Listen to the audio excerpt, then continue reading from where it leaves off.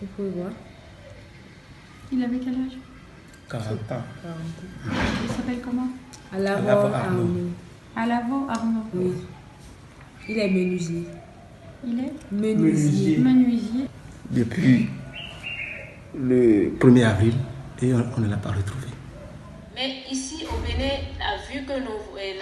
le regard qu'on a à l'endroit des personnes atteintes d'albinisme, on les vénère. On voit que c'est des personnes pas comme les autres, comme l'a dit le professeur. Et suite à cela, encore, il y a d'autres occultistes qui voient que l'on peut prendre les cheveux, on peut prendre leurs organes pour en faire des objets sacrificiels.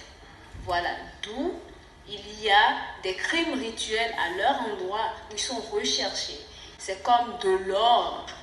Nous avons eu l'expérience de perdre une des nôtres, qui est Yvette. On l'a décapitée, on a pris sa tête.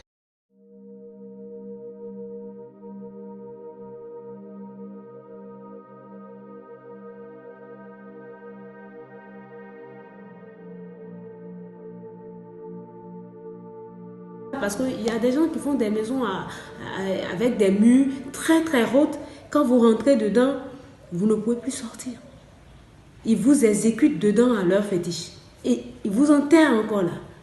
Et ils ont pu retrouver même des chaussures chez des Bokono, des chaussures d'enfants, des ossements, des personnes. On fait quoi exactement? On enlève un enfant, on lui fait quoi? Et on donne quoi à la divinité? Ça devient quoi? Qu'est-ce qui se passe exactement? Pour la plupart de ces sacrifices, c'est le sang qui est recueilli et qui est présenté comme offrande à la divinité.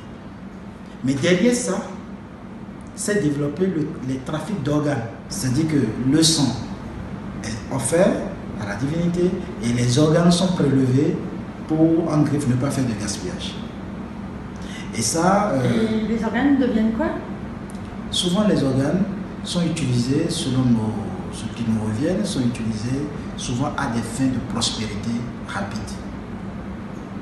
C'est-à-dire, je veux rapidement devenir riche. On te dit, bon, il faut que tu trouves le cœur d'un enfant de ci, il faut que tu trouves la bosse d'un bossu pour me répéter, il faut que tu trouves les yeux d'un albinos, voilà.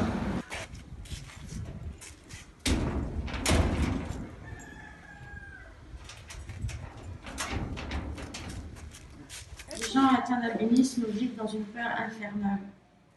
Ça se traduit comment pour toi dans ta vie quotidienne? Mais il y a la peur, il y a la petite peur là qui existe. Parce que quand vous entendez des cas comme Ignace, comme Yvette, etc., vous savez que vous êtes aussi personne atteinte de l'albinisme et ça peut vous arriver à n'importe quel moment. Donc quand, par exemple, quelqu'un m'appelle pour des entretiens, etc., ça me fait flipper. J'ai la trouille, je me dis, bon, est-ce que si je pars là, je ne serai pas dans le même cas? Est-ce que si je pars chez cette personne, je suis ça?